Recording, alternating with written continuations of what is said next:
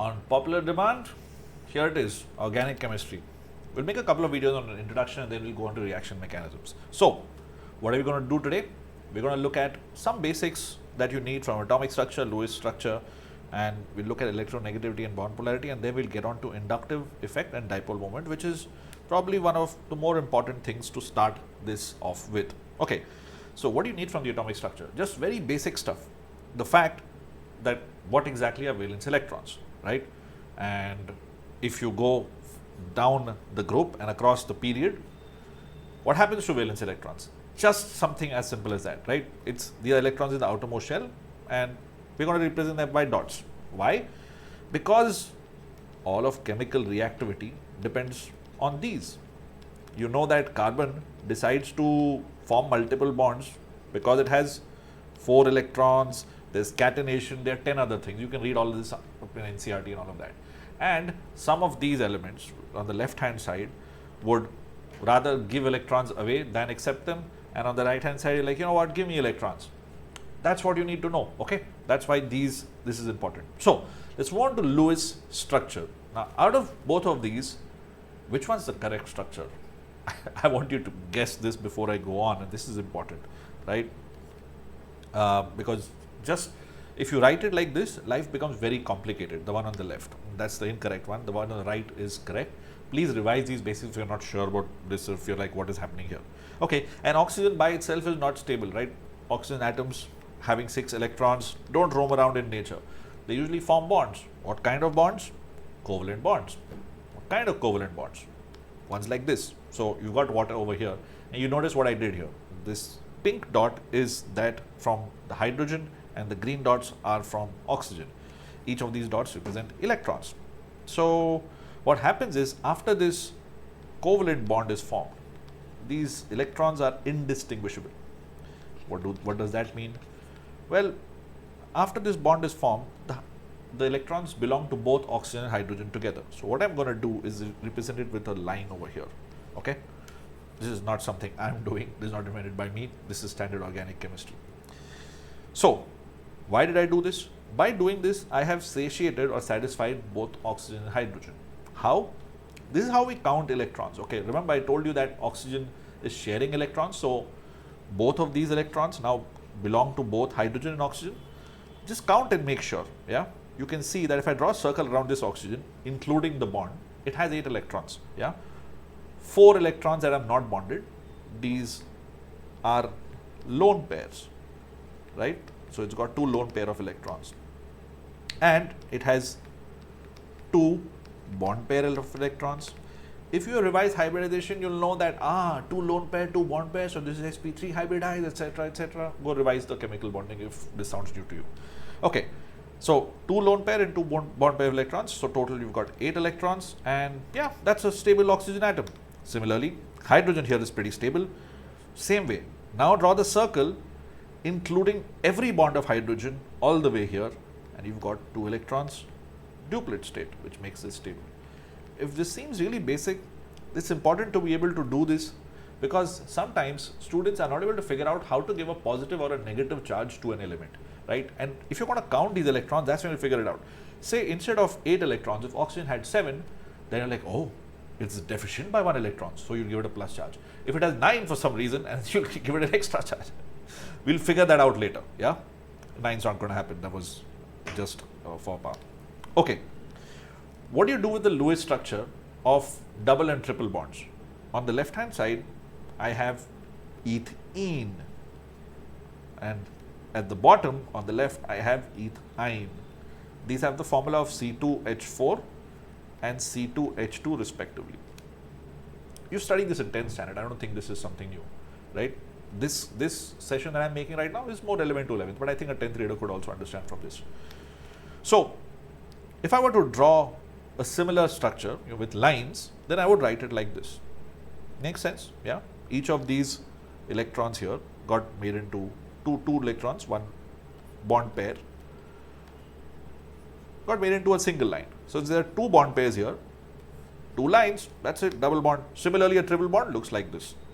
I've seen in some books that instead of writing a triple bond like this, sometimes they also write the triple bond like this. Okay, It's fine. And the reason why I wrote it like this is because it's easier to just connect these dots and make this. Yeah? And if I wrote it like this, you'd be like, hold on, is this 2 bonds, is this 3 bonds? It could get confusing. So, and this is an absolute beginner friendly course, right? So I'm going through these details. Okay, perfect. So that's how you would do ethene and ethyne, and this is how I would showcase double and triple bonds. Now that these basics are out of the way, let's move on to electronegativity and bond polarity and what role do they play in the world of organic chemistry. You'll notice that I've gone into the thick of it already. Yeah, these are organic compounds. Carbon, hydrogen, yeah, till now. We could also have oxygen, nitrogen in the mix, even sulfur at times, phosphorus. We'll do all that later. Okay, so what role does electronegativity and bond polarity have to play in this realm of organic chemistry? Let's look at 3 compounds over here. These are not organic compounds, so to speak, because there's no carbon here. But for us to understand, I've given you examples. Yeah, this is H2, which is hydrogen, the first one. Second one is Cl2, and the last one is HCl. Oh, this is a strong acid. Yeah, we'll talk about that. Strong and weak acids. That's important, and we'll do that later. Okay, so why did I draw these 3 over here? To talk about electronegativity. Hydrogen atom, if I were to draw its electrons, I'd say that they would lie somewhere in the middle of the bond. Why? Because there is no electronegativity difference between the 2 hydrogen atoms. What does that mean? Well, they're the same atom, right? So whatever electronegativity one edge has the same electronegativity the other edge would have. So the electrons would be right in the middle of the bond, so to speak. Now, this is a quantum mechanical idea. I'm maybe oversimplifying it by doing this. Okay. Similarly, in a chlorine to chlorine bond also it's the same. But when you have a HCl bond, things become different. Why? Because the electronegativity of chlorine is more than that of hydrogen. Yeah. You can look that up. You can look the numbers up if you don't trust me. Because of that, this has a polar nature. Okay. So here, the cause is electronegativity difference and the effect is polarity of bonds. Okay. So HCl over here gets a slight negative charge. Remember, this is a covalent bond, still a covalent bond, right? But this gets a delta minus, slightly negative charge, and this gets a slightly positive charge.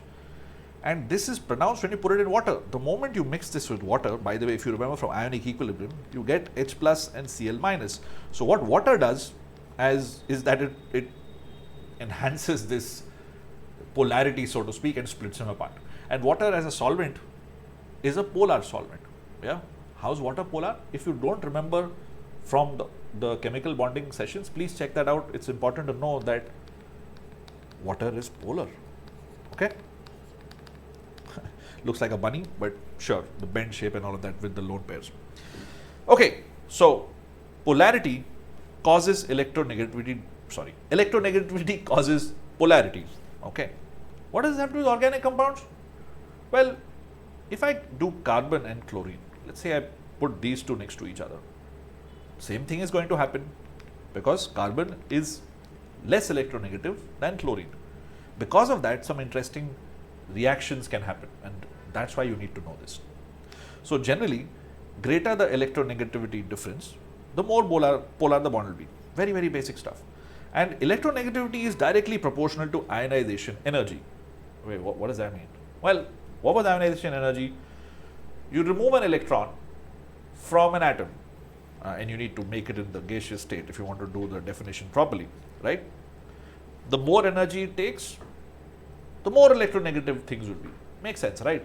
If I take, say an atom like sodium that has very low ionization energy, then yeah, its electronegativity also is pretty low. Similarly, if something has high ionization energy like these atoms, they're going to have high electronegativity as well. This is, again, nothing for you to mug. Just make the connections. Yeah, organic chemistry is very, very logical. You just need to be able to connect the dots, literally. Okay. And this here shows you the whole electronegativity thing. So again, we're just doing a revision of everything you know from atomic structure, bonding, periodic table and all that. Now let's get to the heart of organic chemistry. Yeah, we're starting things off now. the inductive effect and dipole moment. Which one do you think is the cause and which one is the effect? Well, this has the word effect in it, so that must be the effect and this must be the cause. You can guess this, right? Logical stuff. The goal is, okay, there is some sort of dipole moment between, say, C and Cl. I gave you that example earlier, right? This causes bonds to get polarized. Which bond? Well, this bond gets polarized first of all, right?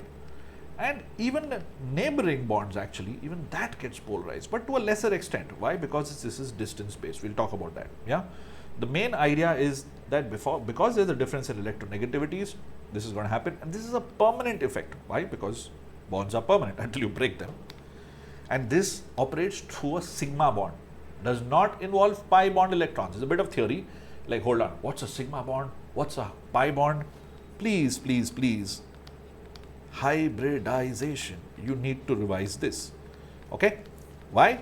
Because it will make your life easy, and without hybridization, life will become very difficult. So if you're not familiar with this, go on to my chemical bonding sessions and check those out. Okay?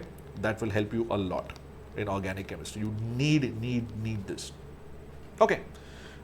There's there's a bit of a fine point written here that electrons never leave their original atomic orbital. Do revise bonding here, you'll understand what that means there as well. Alright, I already told you that this is a distance dependent effect, which means that, okay, if I've got a C and Cl bond, yeah, and I've got another carbon right next to it, another carbon right next to it, after the third carbon, the effect doesn't really exist. So, but it does affect second and third carbon. So, if there is a chlorine next to this carbon, it's pulling electrons all the way from the third carbon. That's how crazy the effect is, which is why it affects reactivities. Okay, cool. So, chlorine happens to be pulling electrons. Could there be something that pushes electrons? Look, here in this case, if I were to rank the electronegativity, so to speak, so chlorine is higher than carbon, and then hydrogen is probably lower. Yeah, if I were to say electronegativity in this order is high, which means that if I were connected carbon to a hydrogen, only hydrogen, nothing else, and that would maybe push electrons. Yeah, chlorine is pulling them, hydrogen is going to push them. Yeah, so this brings in two different types of inductive effects. We call the first kind the negative inductive effect, which is groups such as fluorine and also chlorine. They can pull electrons toward itself. I know this is a little weird. You're saying pulling and then you're saying negative. Well, think about it like this, right? Absolute, like if you look at it as a very extreme idea, if you have Na and Cl, the reason why Na gets a plus charge and Cl gets a negative charge is because sodium loses an electron to get stable, chlorine gains an electron to get stable. So, how is it gaining electrons? Because it has a tendency to pull electrons towards itself, and an extreme case of that is gaining electron, right? So, that's how I remember it, okay? So, it gets a negative charge, hence negative I effect. But that's just a scammy trick, okay? I'm going to erase this because that's just a way to remember what is negative, what is plus, a plus I effect. Rest of it, the negative charge has nothing to do with the negative effect. We'll talk about that very soon, okay? So, look at this. This is the order of the negative I effect. What do you mean by order? Well, some of these, groups would pull electrons more than the other groups. If the electronegativity is high, which is clear in case of fluorine, bromine and iodine, right? Because electronegativity of fluorine is greater than that of bromine, greater than that of iodine. So, it's clear that the effect would be more pronounced in case of fluorine, less in bromine and less so on iodine. What about all these others? Where did they fit in? Okay, carbon also kind of makes sense. But what about NO2, COH, OH, OR? So here there is a mixed bunch of effects that are coming into the picture. Like for example here, this is an electron-rich species. Electron-rich benzene, yeah, it's got these 6 pi electrons. Have you learned this in chemical bonding itself? If not, don't worry, we'll do it now. We'll do it soon. So this already has a lot of electrons. It's not a fan of any more electrons. Yeah, so it doesn't want too many more. Whereas fluorine is like, give me more. And this group, NO2, seems to be even more than that of fluorine. Well, that's interesting. Why? Because its N nitrogen is attached to 2 oxygens, which are both electronegative. Oxygens are pulling electrons away from nitrogen. Nitrogen itself wants to pull electrons away. So that becomes even more pronounced. Okay? This is level 1 of this order of. Level 2 of this order is this, like, oh my god, this seems like a pretty big list. Okay, all I did was I added some plus charges, and this kind of makes sense, right? If something has a plus charge, right, it really wants to pull electrons towards itself. This makes sense, right? If it has a plus charge, that means usually in organic chemistry, it means that there is an empty p orbital. Usually, okay, don't quote me on this, but this is a hacky way of remembering things. So if it's got an empty p orbital, it's like, hey, you know what, fill it up. So usually. Okay. Another, this order I've already explained to you. Yeah, electronegativity is high, tendency to withdraw electrons high. This is something already explained to you. Awesome. Let's move on to the plus I effect. One was minus, plus I. Okay. Plus I is interesting, and because we're doing organic chemistry, we're not going to talk about sodium and stuff. Let's talk about alkyl groups. Alkyl groups, they can push electrons to the attached atom. Okay. What is this about? Alkyl groups pushing electrons? Wow. Okay. We'll talk about this. This is called the plus I effect, and this is the permanent effect. Here is the order. I'm giving you the theory first. I'll explain why just now. So if you accept just accept as a statement of fact that CH3 is a group that pushes electrons. Okay. So if I have 3 CH3 groups on a carbon, all of these are pushing electrons towards this, and that's absolutely crazy, right? So if there are 3 of them pushing electrons, then the effect becomes very, very pronounced, and that is why this happens. Okay. That's why in comparison to just one CH3 group, 3 CH3 groups is going to have a higher inductive effect. Okay. Let's take that as a statement of fact. If you accept that this pushes, then obviously this is going to have much more pronounced effect. And an expanded way of this would make sense to you. If something has a negative charge, like, bro, give those electrons away right away. Negative charge, not cool at all, right? Now here's where things get interesting. Fluorine itself is negative I effect, and in fact even OH happened to be negative I effect, right? Somewhere in the order it was there. But the moment I put a negative charge on top of oxygen, that's a very, very, very good positive I effect. So don't get confused with this negative and positive charge. That's the easiest way of doing things. If something has a negative charge, that means it wants to give electrons away. Okay, cool. And among these 4 things, we'll spend some time on it. Yeah, why this order comes to be this. Yeah, because there is something called resonance that stabilizes this in a way. And anyway, we'll talk about that later. But among these 3, let's figure this out. Why is this the order of in negative charges? I think this part is okay, right? CR3, R is just any group. We've explained this. And by the way, T, D and H are tritium. I'll talk about that as well. Isotopes of hydrogen, we'll talk about that soon. Deuterium, I'm going to mess up the spelling, aren't I? Deuterium, figure that out. Okay, let's talk about the top thing right over here. So, CH2 minus versus NH minus versus O minus, yeah? In this, why is the order this way? Look, oxygen is pretty electronegative, which means it likes electrons. Carbon, not so much as compared to oxygen. Remember, all of these are relative effects, right? You got to compare one to the other.